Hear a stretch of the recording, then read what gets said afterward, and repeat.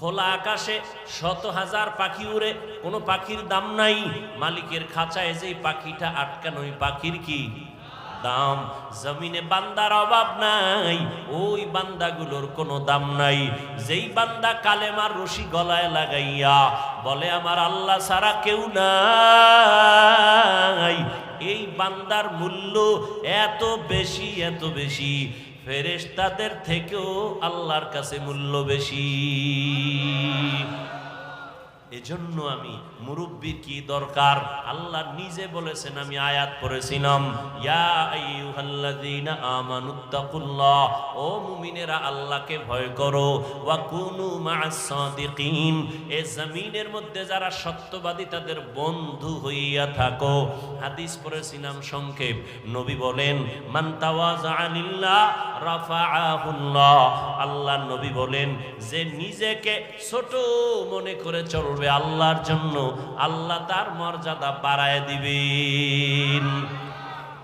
নিজেরে বিনয়ী মনে করা, নিজেরে ছোট মনে করা আর বড় মনে করার কি আছে? আমার কণ্ঠ, আমি বড়, আমার কণ্ঠের মতো কারো কণ্ঠ নাই, আমার এলেমের মতো আর এলেম নাই। বলে তোমার এলেম কত? মাপ দিছুনি, মাপ দিয়া দেখো কয় কেজি হবে। যত এলেমের বাহাদুরি করো না কেন, আমার মতো বক্তা কেউ নাই, আমার মতো খতিব কেউ নাই, আমার মতো মুফতি কেউ নাই, আমার মতো মুহাদ্দিস কেউ নাই, নাই নাই নাই নাই। আনা খায়রুম মিনহু, আমি তার চেয়ে ভালো, আমি তার চেয়ে ভালো, আমি তার চেয়ে ভালো। এ শয়তানের স্লোগান, এটা মুমিনের স্লোগান হতে পারে না। তুমি কত ভালো, কত বড়?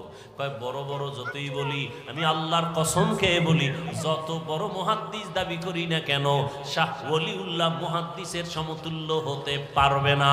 যত বড় খতিব দাবি করি না কেন, খতিবে আজম সিদ্দিক আহমদ রাহমাতুল্লাহ আলাইহি হাজার ভাগের এক ভাগ খাওয়া যাবে না।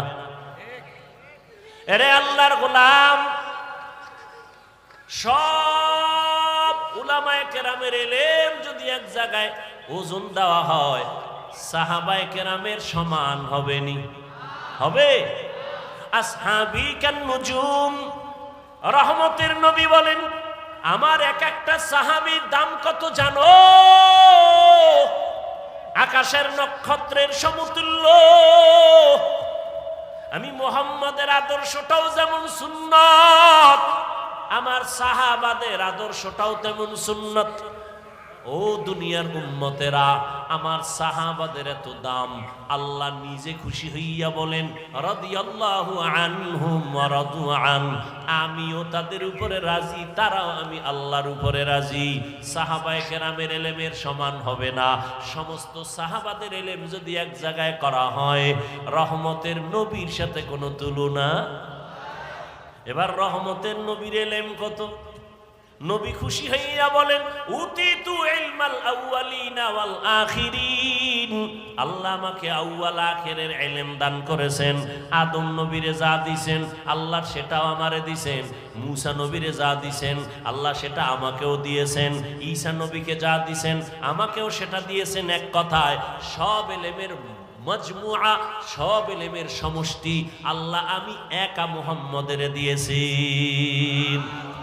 সুবহানাল্লাহ। না আসবে কেমনে? ফজর পড়েন নাই, জোহর পড়েন নাই, আসর পড়েন নাই, মাগরিব পড়েন নাই, এশা পড়েন নাই, বিড়ি টেনে ঢুকছেন, সুবহানাল্লাহ আইব কেমনে?